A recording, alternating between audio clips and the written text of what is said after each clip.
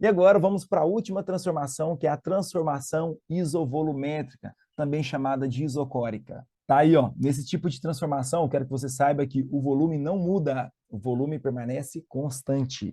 Entendidos? E agora vamos desenhar um gráfico, né? Vamos começar com o gráfico pressão por temperatura.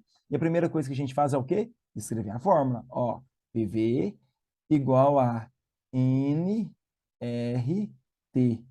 Se você analisa através da fórmula, você não vai precisar de decorar o gráfico. Você faz uma análise ali, se é diretamente ou inversamente proporcional. Ou vai dar uma reta inclinada ou vai dar uma hipérbole. Pronto, então vamos lá. Ó. Eu já sei que o N, que é o número de mols no interior, não vai mudar.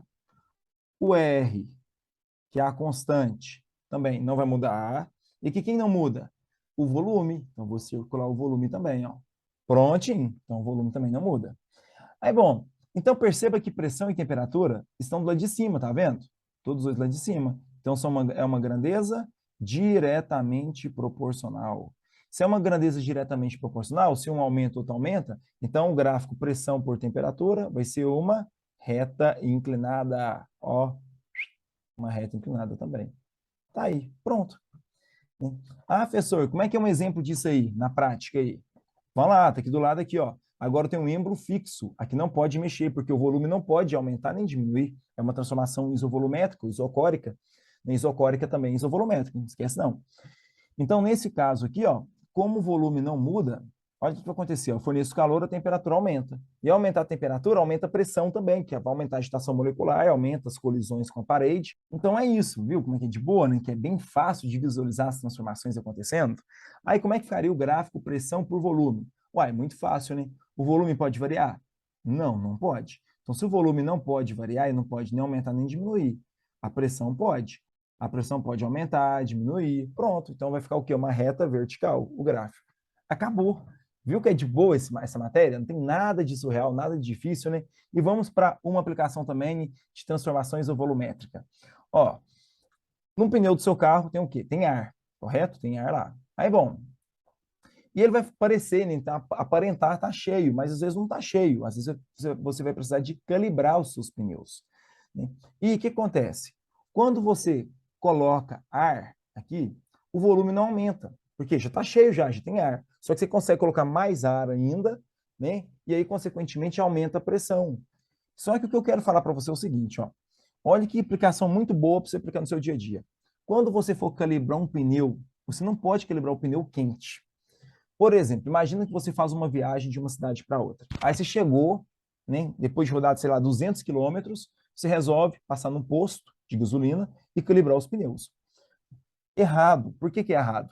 Porque você tem que calibrar os pneus com eles frios. Você saiu de casa, já vai no posto lá, sem ter rodado muito, e calibra os pneus.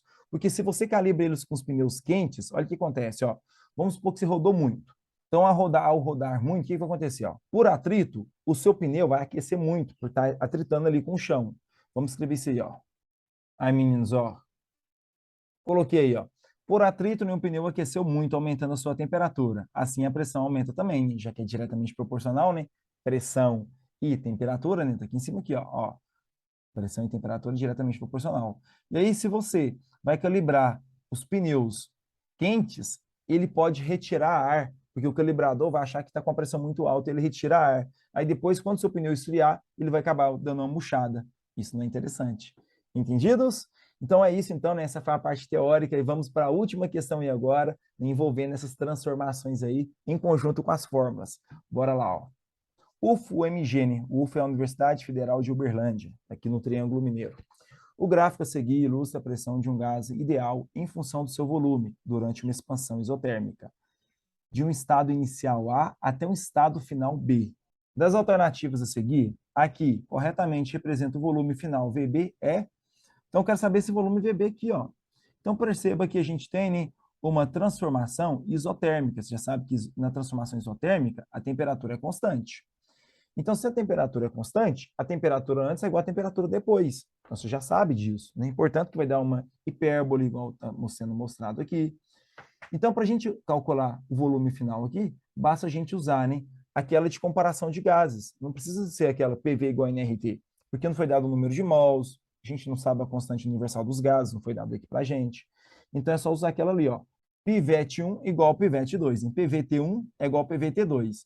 Só que a transformação isotérmica, se a transformação isotérmica, olha que maravilha, você não vai precisar se preocupar com a temperatura, porque a temperatura de um lado é igual à temperatura do outro. Aí você vai poder cortar.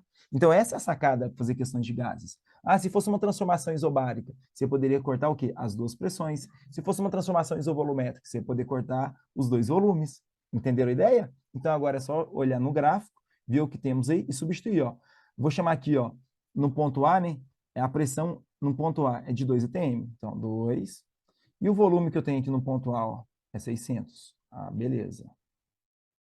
É igual a pressão no ponto 2, que é 1,5, vezes o volume V.